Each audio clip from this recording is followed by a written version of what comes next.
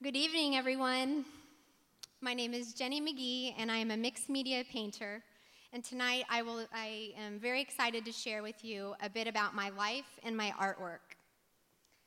I met my husband in 2000 at a rock climbing gym, and for our first date, he took me outside rock climbing, and he actually dropped me off a small cliff, and that's when I fell for him.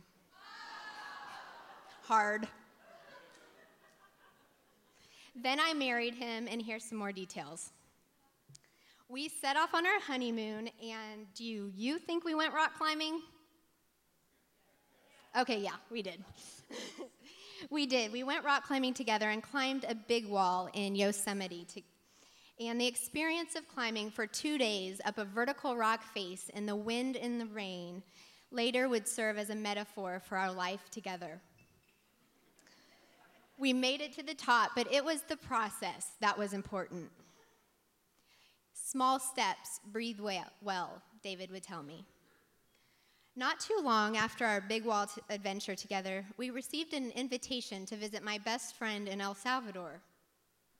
This turned out to be a record-long honeymoon and our biggest climb together. We took our 3-month vacation and turned it into 7.5 years of life and work there.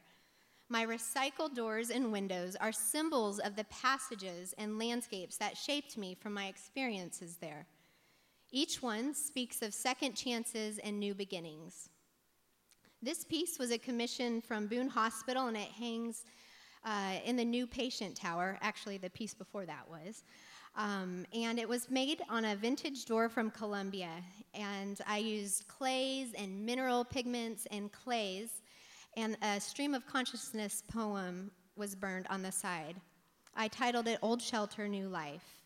These 4 windows are grouped together entitled The 4 Cardinal Directions. Each cardinal is juxtaposed in the north, south, east, and west corners of the windows. And I used clay, mineral pigments, and crushed stones for the texture. And I really enjoyed working with the concept of cardinal directions and combining that with actual cardinals. The windows came from the school that my children attend as well. It just amazes me the many windows and doors that are out there that just are waiting to be given a fresh start. As spring appears and different dogwood blooms come out, I was inspired by this dogwood in Colombia that I named the Dapper Dogwood. And that piece was made out of clay and crushed stones and mineral pigments and an eco-friendly resin. El Salvador, and also soil from El Salvador. El Salvador is the second most deforested nation in Latin America, and I felt a deep connection to the environment there, and these paintings explore that. I use eco-friendly and repurposed materials whenever possible, and the panels I paint on are made from sustainable forest products. Oftentimes, when we were driving in El Salvador, we would be taken back by the solitary trees that would perch along the green rolling hills. And they would make me think about the many storms and the many earthquakes that they have endured. Brother Lawrence, a 17th century monk, once said that the secret to the life of a tree is that it remains rooted in something deeper than itself. This concept really spoke to me, and I have connected its meaning with the imagery of the solitary tree and explored that in many of my paintings. Eric Danielson with the Tribune wrote that Jenny's work is a humble yet subversive attempt to see the broken earth around her redeemed. More than a mere commentary, she was laboring to see some measure of its beauty restored. Our very last year in El Salvador, some shocking news came our way about my health. I was diagnosed with an aggressive form of breast cancer, and I needed treatment immediately. My husband spent hours upon hours trying to plan where I was to receive treatment in the best place possible. And within 10 days of finding that news, we packed our bags along with our 2 children and moved to Columbia, Missouri for quality treatment and research and to be near my family. My figural works tap into my process of trauma and healing. They are an emotional, personal, and internal space where I weave together elements of body image and self-concept and self-acceptance.